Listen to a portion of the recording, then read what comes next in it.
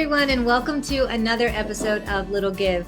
Today we have Tammy on. I'm so excited to peel back the layers of her and her story and what she's all about. Go ahead, Tammy, introduce yourself. Tell us where you're from. Tell us what you're all about. Hi, Cindy. So my name is Tammy-Anne, but I'm also known as the Mind Brain Lady. I'm one of Australia's leading educational neuroscience specialist teachers. So I have created a brain-based, holistic approach to wellbeing, teaching and learning. And that's what I present to students of all ages and parents and teachers all across Australia and New Zealand and overseas and online, in order to help them realize their incredible true potential and reach that true potential. And just realize that we have so much more power than we think to take control and care of our own lives, our own success, our own well-being and health and happiness. And I love what I do. So that's me in a nutshell. Wow, that is so incredible. I'm so fascinated by the brain and how intricate it is and how we can really use it as power in our everyday lives to kind of move the needle in our favor in so many different ways. How did you end up getting into this? That's a great question. And I actually shouldn't have, Cindy. I shouldn't have got into this at all, because due to the statistics, according to the statistics, I'm not supposed to have finished school, got any out of school qualifications. I'm supposed to be disadvantaged for life, unemployed, bad health, etc., etc. And none of that could be further from the truth. It's absolute nonsense. Someone once said I made a complete mockery of the statistics, and I definitely did. And that's why I love empowering young people in particular to realize, like I said, that they have so much more, we as humans have so much more power than we think to overcome whatever circumstances we've had in the past or the present, and to realize that there is no limit on our potential, and that our circumstances really don't need to dictate or determine what we achieve in life from a health and happiness point of view, or academic success point of view, well-being point of view, nothing. And that's why I love being able to present the workshops that I do, because it's an evidence-based, really sort of cutting-edge, exciting approach to taking control of our own well-being, our own health, our own happiness. Because, we all have a brain, right? It's important for all of us, and yet no one teaches us how it works or learns or grows best. And that's, to me, it's insane, especially for young people to miss out on this knowledge, because their brains are most malleable. When we're younger, it's easier to change our brains when we're younger than when we actually get older. And so I absolutely thrive on being able to share the knowledge that we have about how the brain and the mind, so our thoughts and our mental health and the physical brain, work and learn and grow best to young people, so that they can, like I said, be empowered. It is so empowering to know what's going on in your head when you have different emotions, or you're struggling with different things, or you're trying to remember or trying to learn, and so forth. So I definitely love what I do. Oh my goodness. I am fascinated, as I said earlier, with the brain and how all of it works. And I love how you get so animated and excited about the work that you do. It's just always so incredible to see somebody who finds their purpose in life and gets to enjoy the work that they do. I just love it so much. Why don't you tell the audience a little bit about what you just said? You said that a lot of people don't teach how the brain works, how the brain learns, all the things. Why don't you tell us a little snippet of how it works? That's it. So actually what happened is, the way I got into it all is I became a teacher. And in my first year or so of teaching, I actually got the opportunity to learn about this field called mind-brain education, or educational neuroscience. Now, before I became a teacher, I, for my whole life, basically, have been fascinated with the power of our mind, the power of our thoughts. And I literally, from the age of about 16, my dream, which I wrote in my diary, was to help people realize and reach their incredible true potential. Now, I didn't just mean academically, I meant as a whole human, as a whole person. And so then in my first year or so of teaching, when I found out that there was this field called mind-brain education, I was like, oh my goodness, this is perfect. I can link my fascination with how the human mind and brain works with education and teaching kids and helping them learn in the classroom. Amazing. This like fits like a glove. It's perfect. So what I did is I researched and learned, went to conferences, asked questions, emailed people, spoke to people, watched videos, read books, I just like soaked it all in like a sponge. And as I was learning it all, I was teaching it to the kids in my class as I was learning it. And it was so empowering for all of us. So for me as a teacher basically I realized that when we know how our brain works and learns and grows best, the stress just falls away from what we know can be a very stressful, time-consuming job. And it took all the guesswork out of my job, because no longer was it like, why are the kids engaged in that task but not in that one? How come that lesson was so successful but that one wasn't? I all of a sudden knew specific, very easy things that I could do to make sure the kids were enjoying the lesson and they were engaged and they would remember it effectively and so forth. And then, like I said, every time like I would learn something, I'd rock up to school the next day and I'd say, guys, I learned about this new part of the brain. So there's this part called the amygdala, and here's what it does. And when that turns on in you, you can do this to turn it off, and that will help your prefrontal cortex work better. And so these tiny students who were like 7, 8 years of age up to 12, they were learning all this brain science at the same time as I was. And it was just amazing immediately to see just the joy and the empowerment they had and the success that I was able to have with them, and that they were able to experience from knowing and understanding more about what was going on in their mind as they learned or experienced different challenges and so forth. Hi, my name is Justin Clark, and I'm the president of the board of directors for Driving Single Parents, a 501c3 nonprofit serving the citizens of San Antonio and Bexar County, Texas. I'm here today to tell you a little bit about the great work that our organization is doing for the citizens of San Antonio. What you're about to see is just a few photos and videos of the way that we're changing lives for single parents in and around San Antonio, Texas. Our first giveaway took place in April of 2017, just one short month after the formation of our organization. John, a Bexar County resident, was the victim of a horrible drunk driver incident. He and his daughter survived the crash, and we were so proud to give our first car to this deserving family. Fast forward to 2020, a very difficult year for nonprofits. We were able to secure 4 vehicles for single parents in need. Our organization, including our board of directors, list of partners, and portfolio of people we've been able to help in San Antonio, continues to grow, and it's all thanks to donors and local community organizations that have helped us along the way. This giveaway took place in 2021 and shows that we continue to help single parents even after the struggles brought about by COVID-19. Because of limited funds and the overwhelming need, we at Driving Single Parents are incredibly selective with the people we help. Some are victims of domestic violence. Others had a spouse pass away tragically, or otherwise fell on hard times. These single parents show adversity in the face of challenge and aren't looking for a handout. We offer a hand up and help get them back in the driver's seat.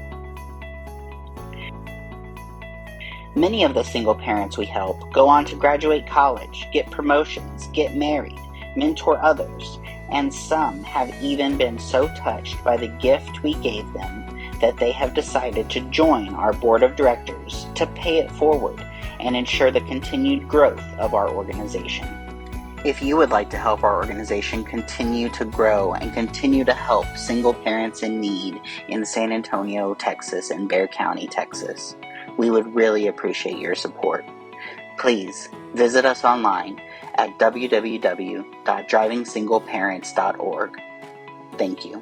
Oh, that's so interesting. And it's I bet that was like heart work for you to see, how much you're impacting these young minds through neuroscience. It's pretty cool. Yeah, it was amazing. And then what I realized very quickly, when I was teaching the kids, and how great it was for them, but also how useful it was for me as a teacher, pretty quickly I realized this is too important to just keep to myself and my little students, little class of students. I needed to share this with the wider world. So it started off with me as a very young teacher presenting professional development workshops for my school, and then for my parents, like at the assemblies, parent community. And then the school actually flew me across the country to present at a few other campuses within the school network. And then I did present for free at a few different conferences and things. And then basically what happened is it got to the point where after 6.5 years of teaching in the country, I took a term off and I went to Perth, the big city for me. And up there, I started running workshops in my lounge room. So people would just come to the little granny flat house that I was living in at the time, and I had my lounge room all set up, and I would teach the parents with their teenagers or the children with their parents. And there was just so much good, fantastic feedback, and I could see it really was making a difference, and I kept expanding it. And at the same time as this, I ended up getting a contract to teach for 5 weeks full-time, a group of many classes. It was over 120 high school students. Now, this was the first time that I taught high school, and it was full-time for those 5 weeks, and it was teaching politics. So it was very different to what I had experienced in the country. And on my first day, I honestly did think about just sort of quitting right there and then and thinking, like, what in the world have I got myself into? Because there were classes with 35 teenagers in them, and they were swearing. They weren't really interested in learning. They weren't very organised. They were kind of apathetic about things. And I was like, this is not what I'm used to. But me being me, I went, nope, that's it. I'm going to take on this challenge, and I'm going to see if I can put into place every single thing I know about the mind and the brain and help these kids over the next 5 weeks. So that's what I did. And it did become very clear very quickly that the way that I taught was very different from the other teachers and that the teacher I was taking over from.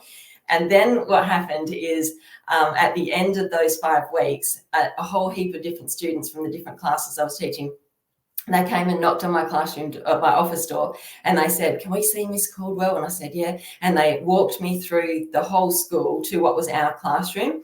And it was a massive surprise, Cindy, but the whole classroom, they'd filled it full of balloons. The whole whiteboard was covered with messages of thanks and appreciation and please don't leave us and you're the best teacher ever. And they had gifts and cards and notes for me. And so it was absolutely incredible. And I really realized then, like, this definitely works, and it is something that needs to be shared with more people, because that's such simple strategies that we can use. And this, of course, was me as a teacher in the classroom teaching the students. But then when we bring on board like the whole school community, so the parents are involved as well, that's when the magic happens. And that's what we've got so much feedback about from principals, is that when the students themselves and the teachers and the parents are all on the same page and they're all speaking the same language, that's really when the magic does happen. Basically after I did that, a few months later, I actually met my now partner Todd, and he joined me in the business. So since then it's just blossomed and bloomed, and we've taken our workshops all across Australia, New Zealand and Singapore and online, and it's been amazing. So I've got grants from the International Brain Research Organisation in Paris. We get continuous government funding from the West Australian government to present our workshops, especially for regional and sort of country remote schools, because they are the sort of more disadvantaged ones that often get forgotten. And that's where I feel at home, because I went to those sorts of schools growing up myself. So, yeah, it's been an amazing journey, and it's still ongoing. Wow, it sounds like it. Well, you talked a little bit about the teenagers and how, they're swearing and you're like, whoa, I'm a little out of my element here. And you said you had to reach down in your tool belt and kind of pull out some tools and tips that you had learned over your time, in this type of field. Tell us what some of those tricks are. I'm sure there's somebody listening right now who has a teenager who is a little bit challenging to work with. Why don't you talk a little bit about that? Oh, there's so much I could talk about for hours and hours. In actual fact, our workshops do go for hours and hours. So, where do I start? I think one of the key things is actually realizing that we, as the adult, the parent, or the teacher, we matter a lot, because our attitudes and our emotions literally rub off on the brains of the students or people that we're around. So if we don't have our sort of, if we're not growing ourselves, then we can't expect the students to. If we're not enthusiastic and genuinely optimistic and excited and happy to be in the classroom or to be in the different situations with the teenagers, for example, at home, then we can't expect them to be. So it's called the mirror neuron effect. So basically in our brain, if the different electrical pathways are lighting up for enthusiasm and for calmness and understanding and optimism, that sort of thing, those same pathways light up in the brains of the people and kids that we're around.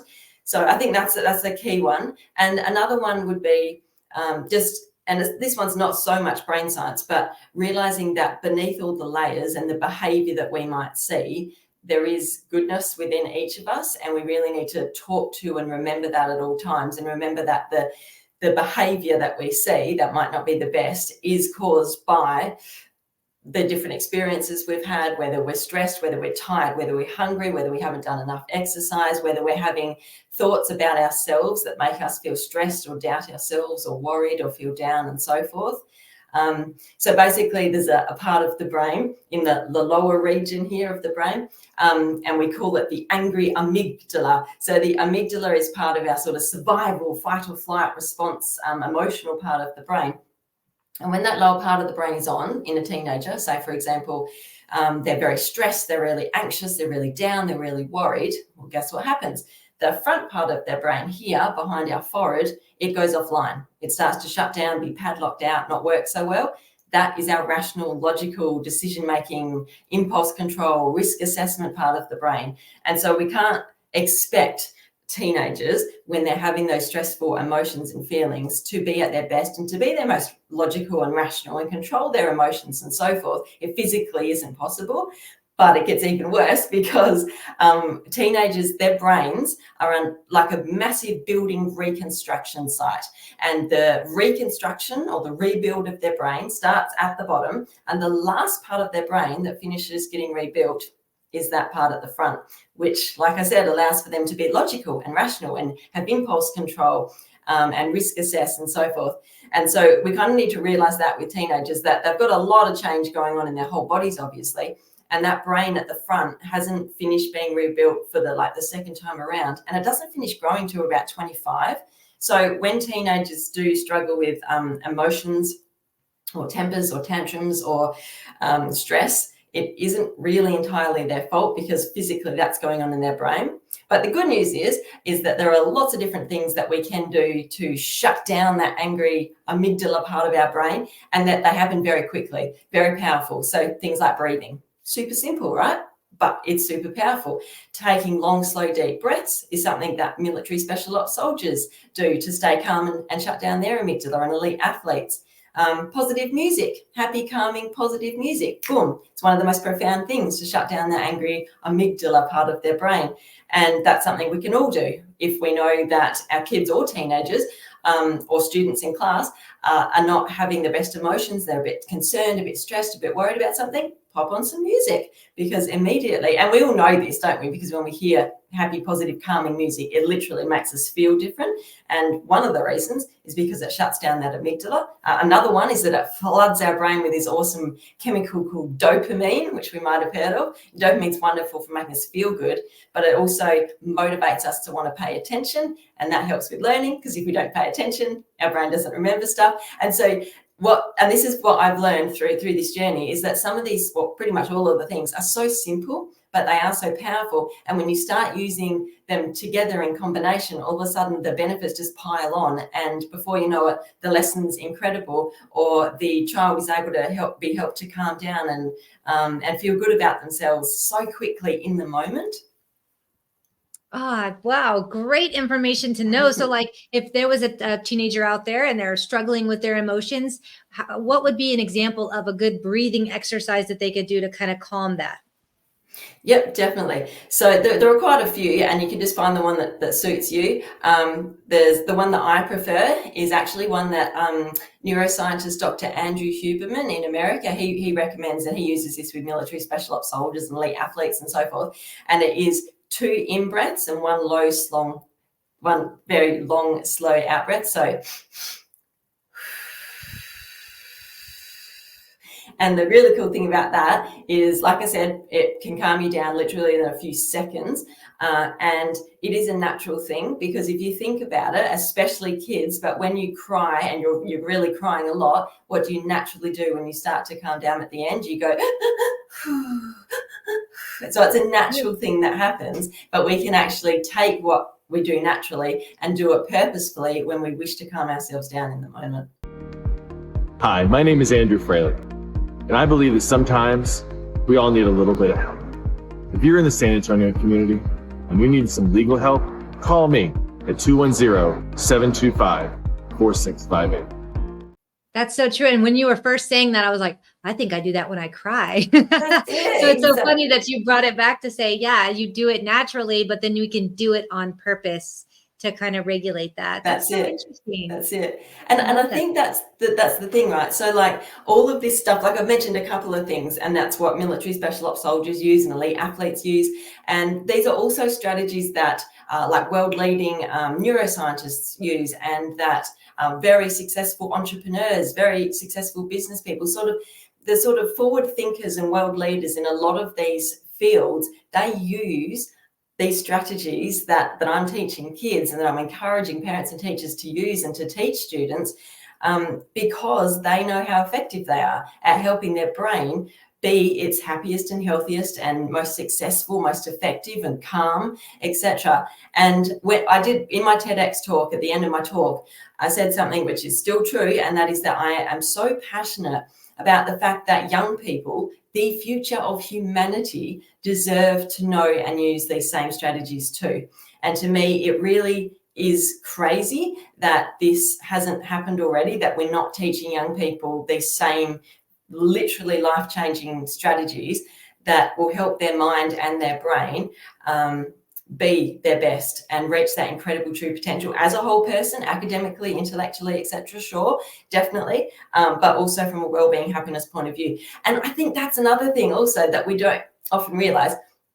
We don't have to choose between, do we let kids have fun and be happy, or do we focus on high academic intellectual achievement? Because you know what? If kids are happy and learning and enjoying their life and having fun, they learn better and remember better academically and achieve and score better academically. So it's not one or the other. It should be the two together. And the same thing in terms of like kindness. We focus on making sure that kids are really kind, good people, or really smart people. Well, do you know what? Being kind literally makes your brain smarter. So I think it's really cool when we realize this, because we can be passionate as parents and teachers about wanting to help kids be happy and healthy and reach their true potential. But when we have that evidence behind us, so that we're really well informed as well, it's empowering for us, and it makes it a lot easier because we know exactly what will work or what won't. But also, it means that we do have that evidence behind us. So when we go to the principal, or when we're thinking, will that actually work? I'm not sure. We know for sure because we've got all that exciting cutting edge evidence that, like I said, those world leading people, adults in all different fields, use every day. I love it. I talk a lot with people about your tool belt. You have to have this tool belt on, and I have 6 kids. So I'm always telling them, this is another tool for you to put in your tool belt and use later in life, or use today, tomorrow, the next day. But always filling up your tool belt full of different tools that you can use to help get you through your life, right? And I think this is yet another one of those things that if you never knew the tool was available, then you could never get the tool, and then you could never put it in your tool belt. And so I think it's so cool that you're bringing this to people. I mean, obviously it's really great for young minds who are growing, who can manage their emotions better, and the various things that and could become smarter and all the things that you said. But even for adults who maybe just never have heard of this before, I think it can really, really be a big shift, and not just the adult, but also on their children, because of course, if they learn the coping mechanisms, they learn the tools, they learn the skills, they learn the strategies, then they give it to their child, and their child will give it to their child, and so on, so on, so on. Yes, it is so true. I love that you said that, and that is absolutely correct. So when we as the teachers or the parents are growing ourselves, and we're putting into practice all these strategies and realizing how empowering they are for us, it absolutely is the most effective and powerful thing we can do for the kids or the students or the teenagers who we're working with or living with and so forth, because we're role modeling it, which is so powerful. So they're seeing that, hey, this is a normal thing. This is completely normal. When I get stressed, I can take big, deep breaths. If I feel I've had a bad day, it's completely normal for me to put on some music and do Zumba, or to go for a walk outside in nature, or, whatever. So it is so good because, we have to make sure that we're growing ourselves if we want the young people that we're around to grow as well. And we can do it together. We don't have to be perfect and have it all figured out. Like I said, I literally was learning and teaching the kids along the way, every step of the way as it was happening. And I think the thing is, like, this approach, so using mind brain knowledge to teach better in the classroom and also parent better at home, it is very exciting because it's at that forefront of the future in education.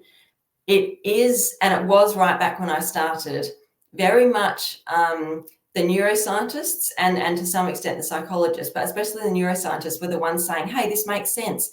We can teach and learn better and help kids reach their potential better if we teach them and with the understanding of how their brain works. But that's the whole point. It was coming so much from neuroscientists and much less so from actual teachers in the classroom. Whereas when I came at it, I was coming at it from the point of view as I'm a teacher in the classroom. I love teaching kids and working with children. And I've always had this knack of being able to take really complex, complicated information, which to me I find fascinating, and turning it into a really memorable, very comprehensible, easy to understand way that's engaging and fun for kids of all ages, and as well as parents and teachers. And so that's what I've really loved doing, is being able to take all this knowledge that I love learning and researching and sharing it with like I said, students, the future of humanity, and their parents and teachers. And I think that's where the turning point will come, when we everyday people, so the parents and the teachers and anyone else who works with young people, when we take it on us and we take the lead and start saying, yes, this does make sense, and we're going to start using these strategies and we're going to model it and use it ourselves, and then teach it to and use it with the students or kids or teenagers who we're working with, rather than just leave it up to the neuroscientists to try and figure out how to explain it. And I mean, that's what I've had said to me multiple times, that if it had been a neuroscientist come to the classroom and present the workshops, it would have fallen on flat ears and the kids wouldn't have been engaged. But because I do it in my crazy eccentric way with the different, I use that mirror neuron effect, so I get all excited about it. So of course the kids do, and there's singing and dancing and there's Play-Doh and there's crazy props and all sorts of stories going on. So when we're presenting it in that sort of way, of course the kids are going to be excited about being empowered. And like I said right back at the start, like my famous quote is, the brain is central to all learning that happens. We can't learn without the brain. So if we're in the business of learning, doesn't it make sense that we know how the brain learns best?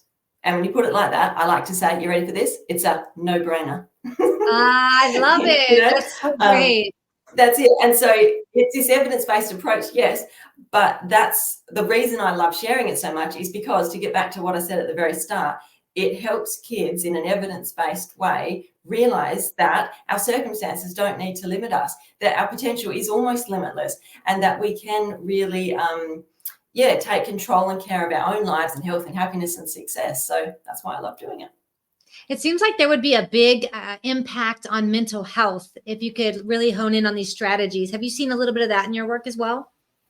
Oh, for sure. I mean, a lot of the strategies that all of the strategies that I teach, I say I'm so comfortable and confident teaching these, knowing that they work, because I've used them with hundreds and hundreds of kids who I've taught, but I use them in my own life as well. So if I've had a day where I feel stressed or in a grumpy mood, or my mental health's not perfect, I use these strategies. I will go, okay, I've had a bad day, stuck inside working, I need to go outside. Need to get some fresh air in some nature time. I need to go for a run or a walk. I need to put some music on and do some Zumba. So I use these strategies myself to improve my own mental health, and 100%. So I'm also a social emotional learning trainer and consultant and curriculum developer, and have been for many years with an educational psychology professor here in Australia. So the two tie in beautifully, because the brain science and the psychology together can really help boost our mental health for sure, and obviously, all the things, like I said, the breathing and the music and the movement and so forth, definitely improve how we're feeling in ourselves. I could not love this conversation more. I just feel like it just needs to be spread further and wider. And so I'm so grateful that you came on the show to talk all things about the brain. It's so fascinating.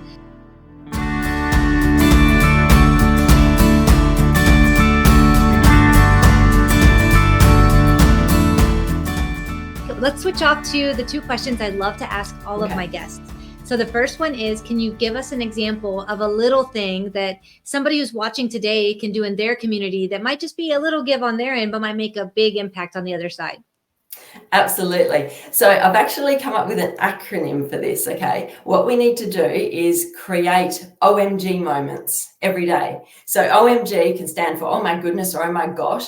And oh my goodness, these things I'm about to share do make a massive difference, but they're actually really little simple things. So O stands for outside. So create opportunities to get outside more. So this can be for your family and your kids, but it can also be for anyone who you work with. So obviously, if you're a teacher, you work with young people, you can look for opportunities to get them learning outside. If you work with older people, outside, or even if you have like colleagues, get them outside for professional development or wellbeing sort of opportunities, whether it's organising hikes or whatever. Because when we do get outside in nature, quite literally, all at the same time, we get happier, healthier and smarter.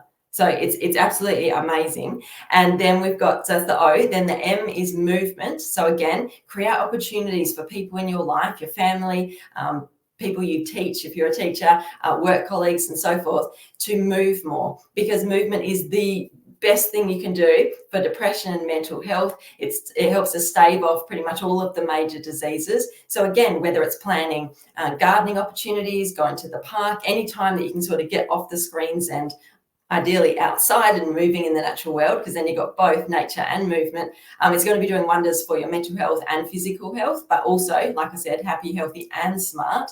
And then the G stands for grateful. So once again, create opportunities for people in your life to have feelings of gratitude, because an attitude of gratitude is oh so powerful. It's one of the best things, again, we can do for our mental health, to become more resilient and cope with bad things when they happen, because we learn to switch our focus to positive things. And so you can, around your dinner table, make it a family thing that you say to each other, what are we grateful for from the day? And you all share. At night, when you're tucking the kids in, what are you grateful for today? You can start your staff meetings like that. What are we grateful for? Let's share our gratitude thoughts. Because when we do start to be more mindful and notice and be more aware of all the little magical moments that we have, all the things we have to be grateful for and thankful for, whether it's our eyesight or our food, or that moment that that person said something that made us smile or made us laugh, or that tiny little way that someone helped us, we again literally make ourselves happier and healthier mentally and physically and smarter. So create OMG moments. OMG. I love that. It was a no-brainer. Nice. I love that. That was such a great example, and a lot of thought went into that. And you're so right. If you stop and take a moment to see what you're grateful for, we have so many blessings around us of every moment of every day that we don't even see. So I love that. That was a fantastic example. Can you give the audience an example of a time in your life where somebody did something little for you that might have just been, a little give on their end, but really made an impact on you and in your life? Sure. So this one has to be my mum. So my mum raised my little brother and I as a single mum, and we went through the family court process. We lived below the poverty line for most of my childhood. We went to 5 different rural public schools. So that's where the statistics come from. We weren't supposed to turn out okay, but we did. And it is really all thanks to my mum. She's my biggest supporter. So no matter what dream I had, she always said, sure, okay, you want to be Australia's first female Prime Minister, you want to become a teacher, you want to become an educational neuroscience specialist, whatever, I'll support you. So she's always been someone I can bounce ideas off. If I'm in really busy, she'll cook me meals, like a million different things in a million little ways she's given to me. The one I want to share with you now is that when I was running the workshops, I decided that it would be pretty cool if I had different character costumes I could dress as to help teach the children all the different topics. And so my mum with my like a long-time friend, our neighbour, the two of them together sewed by hand and created by hand my 9 different eccentric costumed characters. And so now when I teach the workshops, I get dressed up as Molly Movement to teach the benefit of movement, or Healthy Helen, or Nancy Nature, or Gracie Growth Thinker, or Gloria Good Thoughts. And so that I come out from behind my magic screen in the classroom, and we do singing and dancing, and each character teaches a different topic. So because Mum went to all the trouble to create these little costumes, she's now actually been able to help me impact hundreds and hundreds of students and put smiles on their faces and help them remember these literally life-changing practices and knowledge that I'm sharing with them in an even more memorable way. So I definitely appreciate my mummy. Aw, thanks, Mom. What great work. Fantastic work you're doing. And it's so amazing that your mom's been right there beside you along the way to support you. I myself was a single mom for many years. It's one of the hardest jobs on this planet. So kudos to mom for always being there for you. And then now showing up in this new way to help you with costumes and support you in various ways. Such a beautiful story. Thank you for sharing. Awesome. Okay. What about nonprofits? Do you have any nonprofits that you're excited about that you want to share with the audience today? Yeah, there's a wonderful one here in Australia called the Smith Family. And the Smith Family is all about helping disadvantaged kids overcome their circumstances and achieve their potential. So there's actually a really cool story with the Smith family. So it's been around in Australia for over 100 years. And in 1922, a group of 5 businessmen in Sydney went to an orphanage with a heap of toys to give to the kids there. And they walked out of that orphanage and said, we're going to make it our mission to help disadvantaged children in Australia overcome their disadvantage, their circumstances. And the lady at the orphanage said to them, who should we say brought all these toys for the kids? Like, who should we say the kids can thank for them? And one of the businessmen, he wished to remain anonymous. So he said, I'll just say Smith. And she said, okay, and what about the other 4 gentlemen? And they said, well, we're all Smiths. We're the Smith family. And that's where the Smith family was born. And then in the 1980s, they asked the people they were helping, they said, if there was one way we could help you, what would be the major way? And the very clear answer was, help us help our kids get an education. So from the 1980s onwards, that's been their core focus, helping disadvantaged children living in poverty in Australia achieve their potential and not be left behind in education. So they run programs, financial programs, community programs, literacy, numeracy, mentoring programs, holistic programs, all aimed at helping kids be able to be educated so that they can reach their true potential. So that's an awesome charity. I love it. That's a beautiful nonprofit. Thank you for sharing. We have not yet had that one featured on this show, and I always love to learn about new nonprofits. So why don't you tell the audience where they can reach you? They can find out more about you, seek out your services, and get to know you a little better.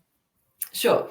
So my website is www.abovebeyondeducation.com. And on there, you can see all the different workshops. We have a few online courses, but most excitingly, especially for people all over the world, is that just in the last few weeks, I've launched the world's first mind-brain education teacher professional development in an app. So there's a new sort of module that goes up every single week, and you can add student videos as well. And so it's really exciting that now I can share this not just with teachers who come to the different workshops or the schools we visit in Australia, but anywhere in the world. It's very practical. It's super engaging, taught in my crazy, eccentric way. And it literally is right at the forefront of the future of education. So if people are interested, it's called That Brainy Blossoms. And I called it That Brainy Blossoms because when we teach in this way, with an understanding of how the mind and the brain works, it really allows young people to blossom into their best selves, their true potential. So yeah, and abovebeyondeducation.com, my website, I called my business Above Beyond Education because I really did want to go above and help kids go above and beyond, and realize it wasn't just about the tests and the textbooks and that sort of academic learning. It was more than that, and that we have that whole person potential, and that when we do focus on all the good stuff, that's when we get more of it. Because so often schools particularly, but parents as well, like, it's very easy, isn't it, like when something goes wrong, to focus on all the not so good stuff. So this is a problem, we need to deal with this. But what I naturally have is a very sort of glass half full, optimistic type of perspective. So rather than focus on problems, I always focus on, well, what's the good stuff we can focus on? What's the stuff we actually want? And as you know, Cindy, the more that we focus on what we do want, the more of it we get. So yeah, rather than focusing on like stress, well, let's focus on the well-being and happiness. And rather than focus on why kids are disengaged and distracted, how about we focus on how to make learning meaningful for kids in a way that they'll want to put their attention on it, and that they're enjoying learning. So definitely having that sort of flipped perspective, that comes through all the work that I do, and that app that I just shared as well. I love the work that you're doing for children, adults, teachers, for just anybody with a brain, which is all of us. So I'm just so thrilled to have you on today. It's been such a great time. I really, really enjoyed it. For everybody out there who's watching this episode, please go visit her website, learn more about her and what she's doing, spread the knowledge. It's so, so powerful. And don't forget to create OMG moments, as she mentioned earlier. And if you are excited about that nonprofit, please go to that website, find out more. If that's something you can really get behind, please go make a donation. $1 or $5 can make a huge impact to a nonprofit. Thank you all so much for watching, and we really appreciate you being on today, Tammy. It was such a delight, and we look forward to seeing everyone next week. Thanks so much, Cindy. That was awesome to chat with you. Thank you. Thank you. Thank you so much for watching this episode of Little Give.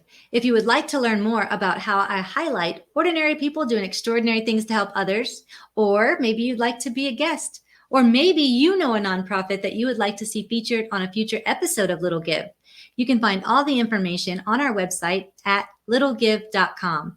If you'd like to get involved with our kindness clip segment, please do send in those videos. Send them via email to cindy@littlegive.com. Or you can tag us on any social media under Cindy Whitteman or #LittleGive. If you'd like to know more about our podcast, you can also find us on all major streaming platforms under Little Give Podcast. Please do find our Facebook group under Little Give TV Show and join it. We'd love to keep you up to date with future episodes. Thank you all so much for watching, and I can't wait to highlight the next ordinary person doing extraordinary things to help others. See you next time.